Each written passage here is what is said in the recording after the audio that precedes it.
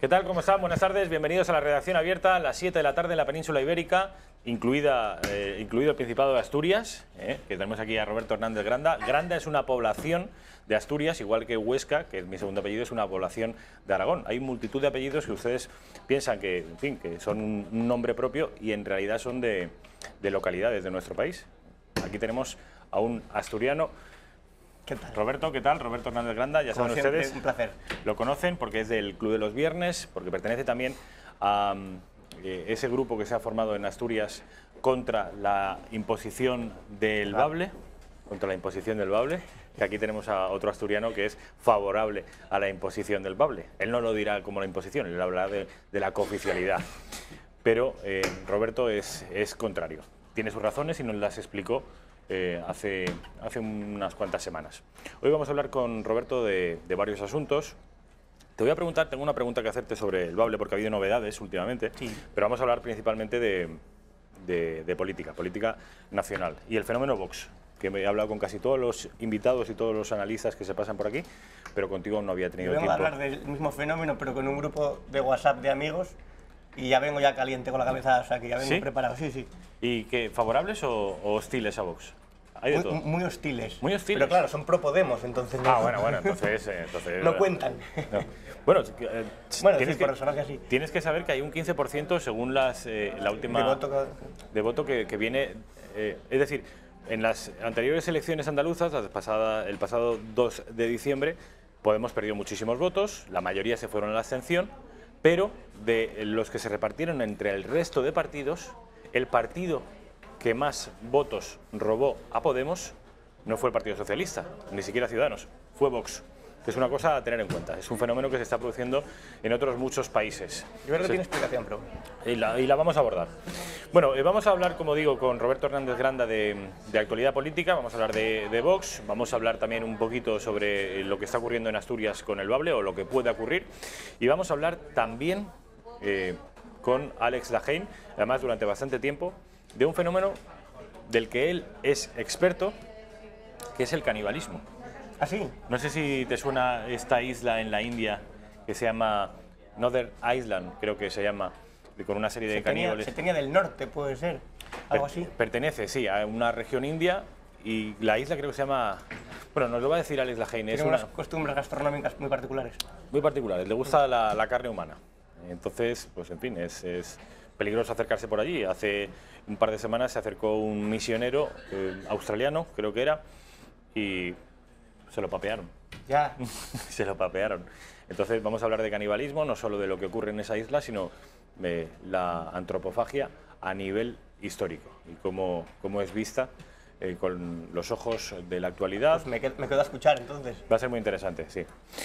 Antes, me gustaría que supieran todos ustedes que el Grupo Fuertes, del que le venimos hablando desde hace bastante tiempo, es un grupo de alimentación, uno de los más fuertes que tenemos en nuestro país, pues acaba de poner en marcha un programa de formación de nombre Business Talent. Se trata de una de las líneas de acción incluidas en la cátedra Grupo Fuertes de Excelencia Empresarial, orientadas a fomentar el talento empresarial entre el alumnado de la Facultad de Economía y Empresas de la UMU, que es la Universidad de Murcia.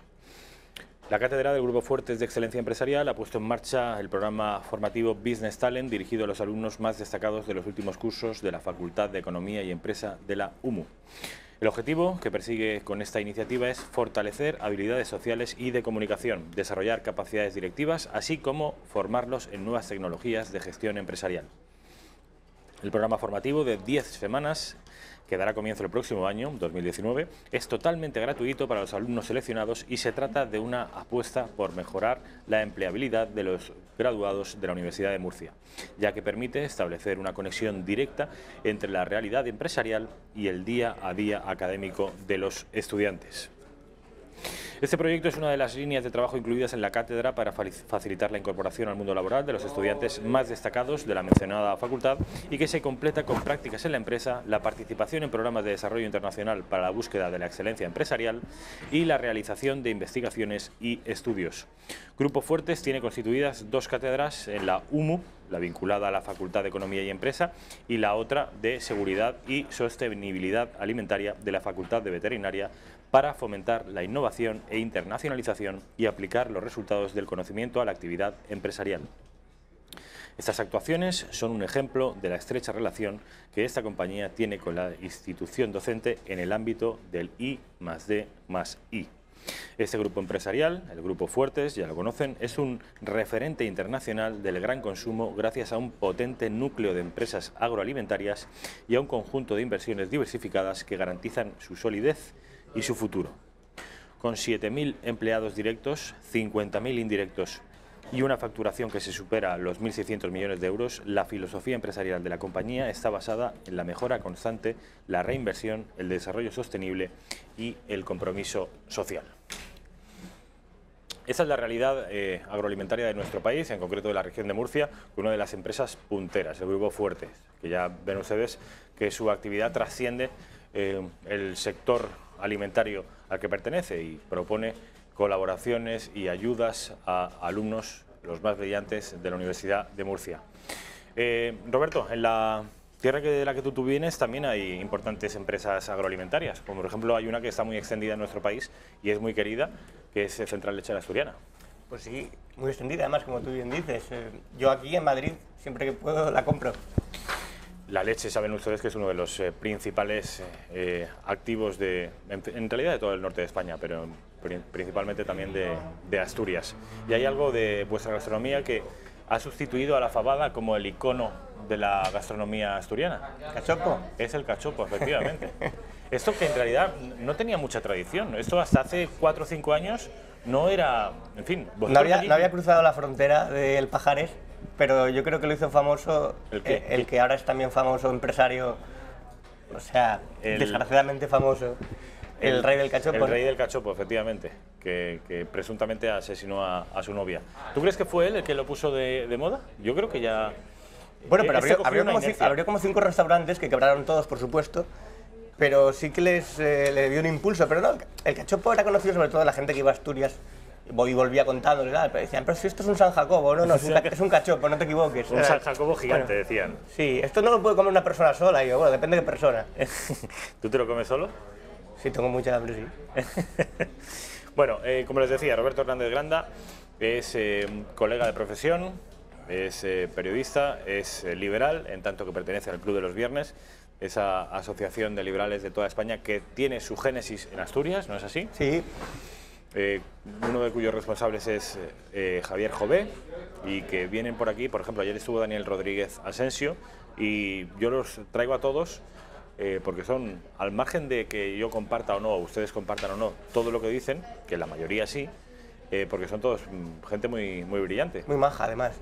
¿Sí? Y gente muy maja, y muy simpáticos y muy entregados. Roberto, en primer lugar, porque tú además de ser liberal, de pertenecer al Club de los Viernes, perteneces, como digo, estás muy activo en la lucha contra lo que consideráis una imposición en ciernes que se viene encima. Se viene. Que es la imposición del bable, de lo que llaman los nacionalistas el idioma asturiano. Sí.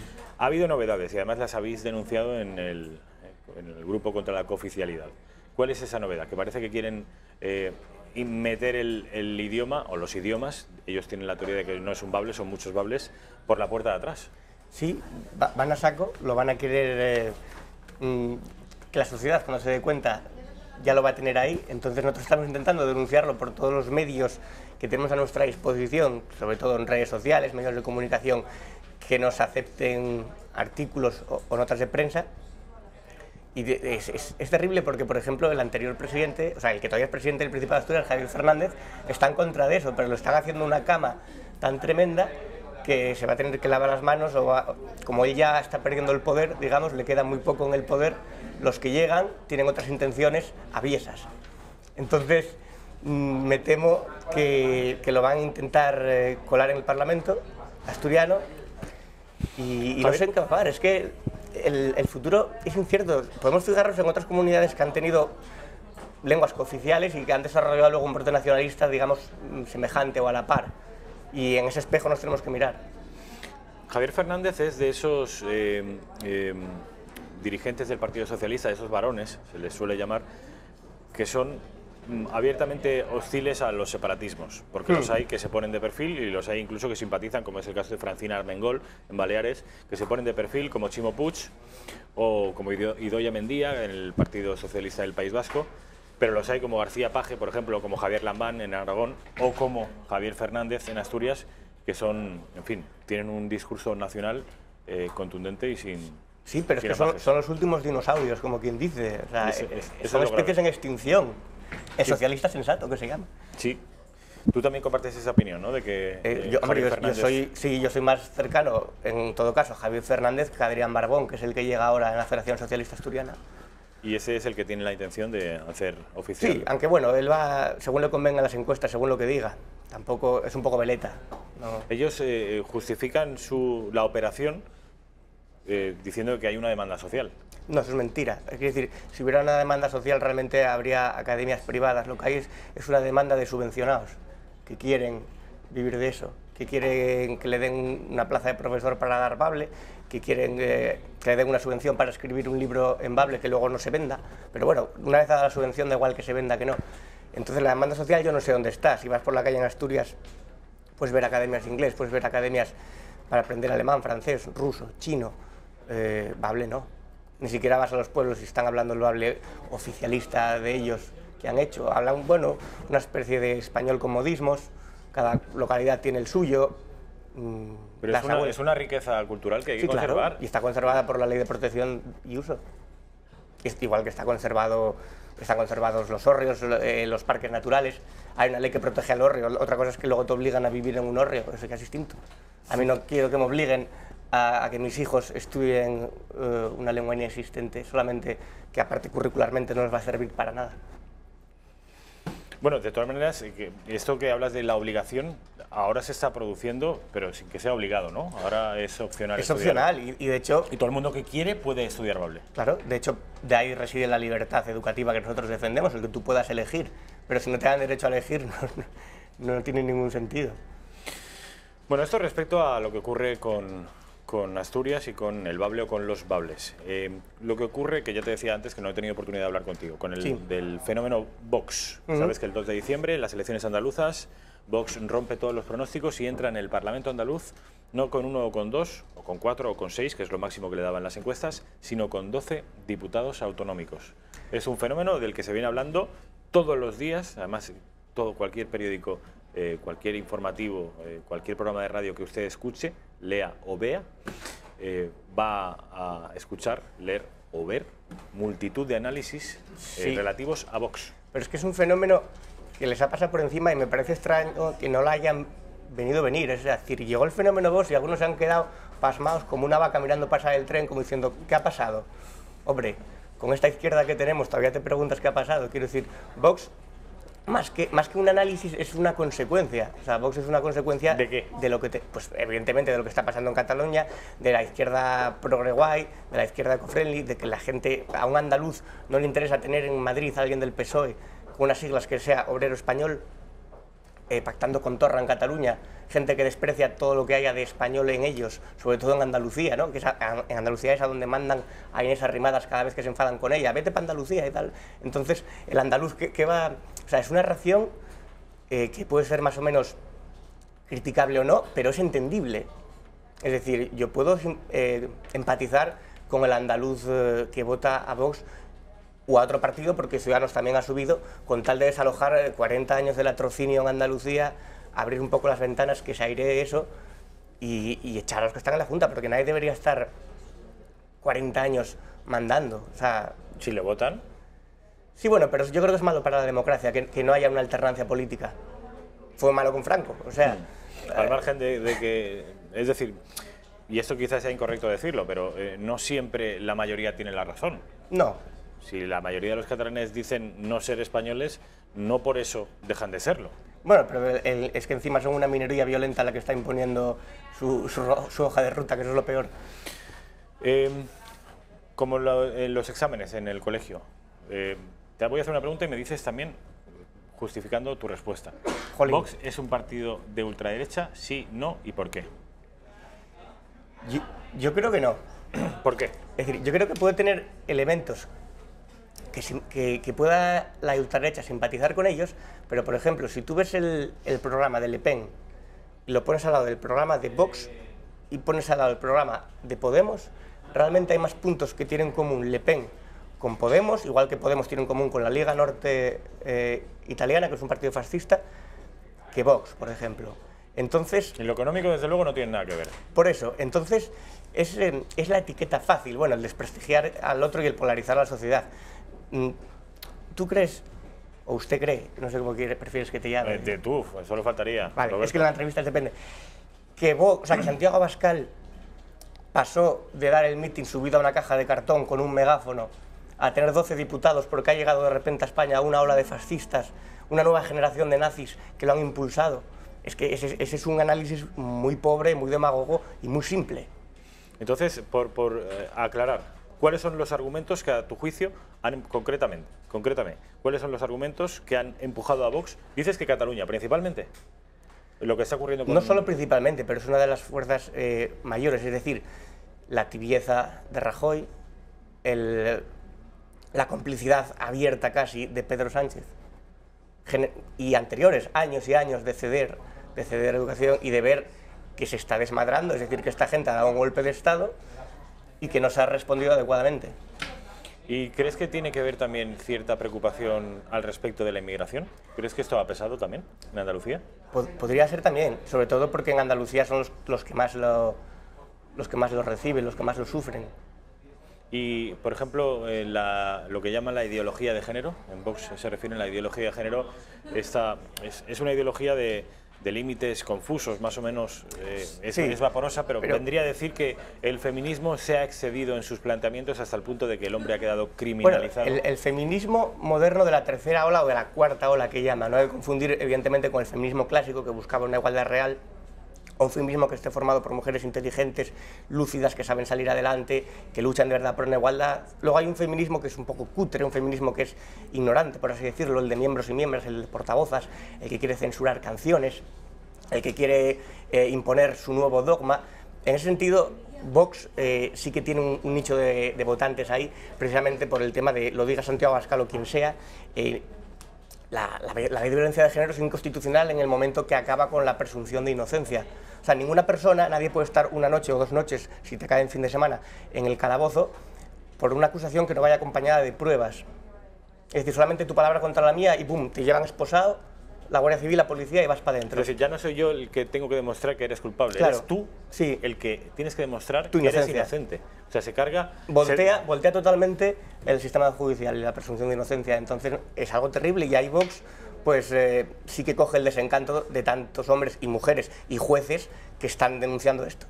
Ahí ven ustedes al juez Serrano, que es, precisamente fue apartado de la carrera judicial porque se interpretó que estaba operando en contra de estas nuevas leyes de género. Quiero que escuches al expresidente Aznar describir a Vox, porque hoy le han hecho una entrevista en el diario El Mundo y se refería a Vox así. En sus propuestas, evidentemente son propuestas populistas. Sus compañías también, ¿verdad? En sus compañías. Son internacionales. Sus compañías internacionales. Pero el populismo es contagioso, ¿no? El populismo no solamente se ejerce en la política, hay populismo judicial, hay populismo mediático, hay populismo en muchas partes en muchos aspectos de la sociedad, ¿no?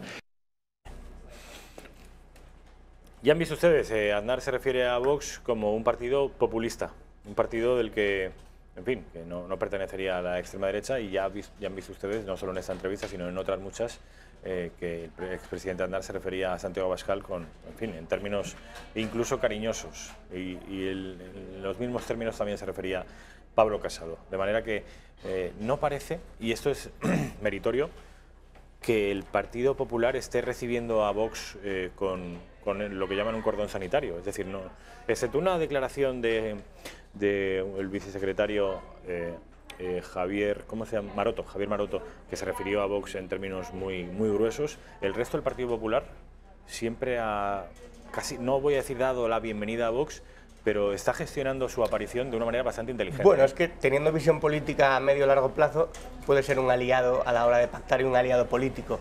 Ellos saben que les interesa más tener a Vox de amigos que tener a Podemos o a otros partidos con los que están mucho más en las antípodas. Por lo tanto, a la hora de ir a acuerdos, a la hora de entenderse, porque la política al final es un encaje de bolillos, bueno, Vox puede ser más amigable a pesar de que le quitan votos y de que les está restando poder en su electorado. Aznar, como digo, ha ofrecido una entrevista al diario El Mundo y ha dicho lo siguiente sobre Cataluña, que es el principal problema que tiene nuestro país, que lleva teniendo nuestro país desde hace mucho tiempo, sobre Cataluña y el actual presidente del gobierno, Pedro Sánchez. Yo creo que la intervención de la autonomía catalana y una intervención a fondo de la autonomía catalana, de todas sus instituciones, sin límite del tiempo, para poder desarticular el movimiento secesionista y al mismo tiempo recrear una política constitucional muy seria en Cataluña, con el respaldo de toda España, eso es indispensable y es absolutamente necesario. Es algo más, ¿no? Es que Cataluña resulta ser, por responsabilidad de los secesionistas, una comunidad fallida, ¿no?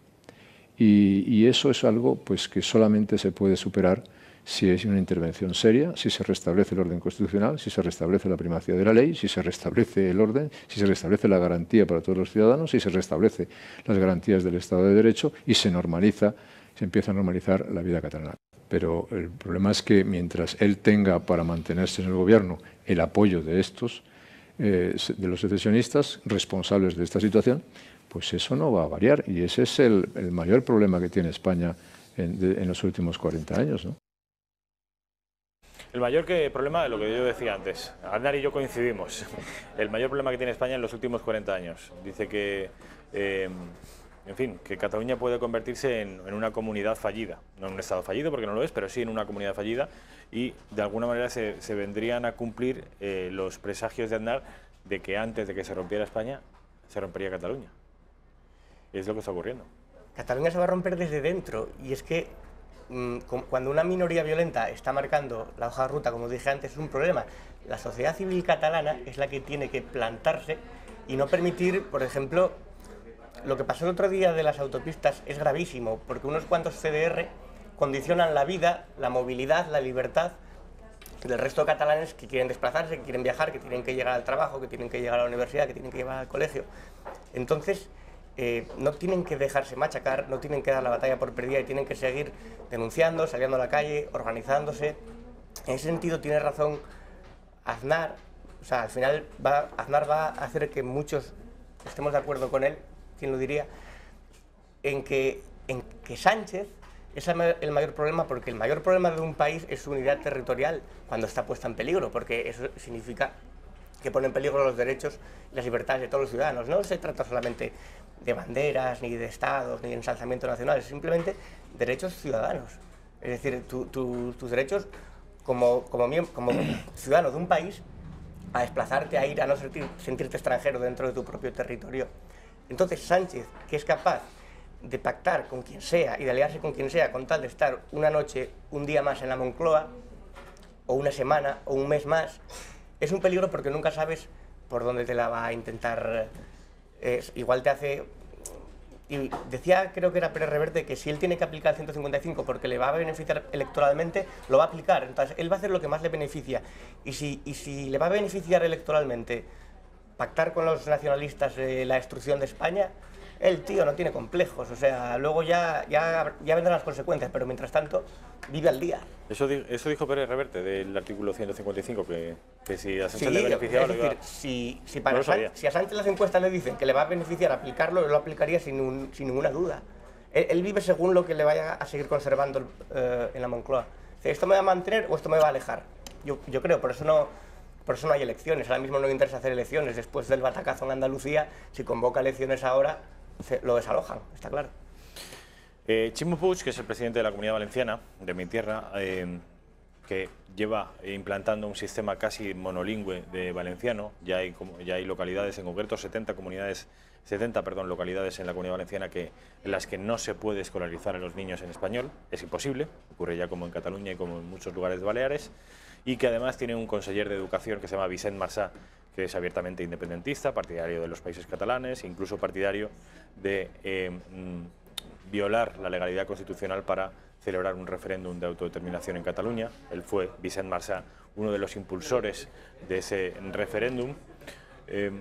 Bueno, pues, ¿qué ha dicho Ximo Puig? ¿Ha responsabilizado el auge del independentismo? Ojo, no en Marsà, no en él mismo, no en los separatistas, sino en Aznar.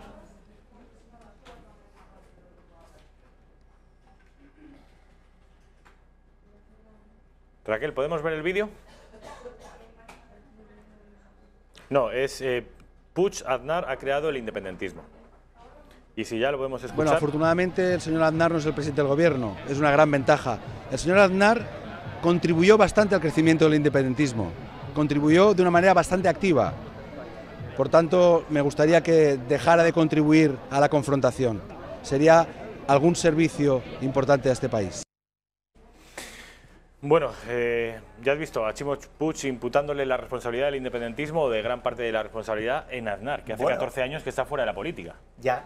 Sí, bueno, Aznar contribuyó en el momento en que siguió cediendo a Pujol, en el que siguió mandando competencias y en el que pactó su poder con los nacionalistas a cambio de él llegar al poder antes de tener la mayoría absoluta. Es decir, todos son un poco culpables, o todos somos un poco culpables, porque en democracia todos influimos en esta deriva. Lo que pasa que, bueno, realmente la verdadera culpabilidad está en quien ha adoctrinado a los niños desde pequeños y en quien ha vendido el discurso maniqueo de buenos y malos, de catalanes autóctonos y charnegos, el que ha creado esa crispación social. Eso es terrible, dividir a la sociedad de esa manera, o la responsabilidad de Torra de hablar de la vía eslovena, que es la guerra, realmente es muy grave y es muy irresponsable. No debería permitirse que alguien proponga o simplemente insinúe que pueden tomar las armas para desmembrar un país. A mí me parece, hoy por hoy, en el 2018 y en Europa, que no ha pasado algo así desde los Balcanes. Desde los Balcanes, efectivamente, y es la vía a la que se refiere Torra, los Balcanes, porque la guerra de Eslovenia provocó 60 muertos, duró solo 10 días, y esto es trágico, 60 veces trágico, tantas veces como muertes hubo, pero es que fue la espita por la que acabó desencadenándose la matanza en todos los Balcanes. Y además, permite que lo diga, es que la gente como Torra, si pasara algo así, son los primeros en salir corriendo. Es decir, si de verdad pasa un conflicto, Torra es el primero que se larga a Bruselas o donde sea, y los que van a pagar el pato es la carne de cañón, los CDR que están en primera línea, los que se van a llevar toda la parte negativa. Ellos son, o sea, Torra, Puigdemont, que ya se fue, y los que están aquí se van a largar como conejos corriendo en el momento que de verdad vean las orejas al lobo. Por eso él es irresponsable en el sentido de que sabe que sus consecuencias no son tan graves para él como para la gente a los que van a mandar ahí, a los fanatizados, a los que van a mandar al frente entre comillas, como carne de cañón a que lleven los palos o a que lleven lo que sea. Bueno, yo tengo la sensación de que en los últimos días, y sobre todo a raíz de la apelación a esa vía eslovena, el gobierno de España está poniendo un poco pie en pared y parece que está despertando. No sé si es a raíz de esa vía eslovena o porque con las elecciones andaluzas le están viendo las orejas al lobo y comprobando que sus votantes quieren más a España de lo que la quieren ellos mismos. Vean lo que dice la vicepresidenta Carmen Calvo, la ministra portavoz, además es ministra de Educación, Isabel Celaá, sobre Cataluña y Torra. Cuando el presidente Torra visitó la Moncloa, nadie hizo ninguna delimitación de las posibilidades de temas que él pudiera tocar. Es decir, aquí no hay censura previa, Pero ciertamente el presidente de Gobierno hablará sobre lo que es el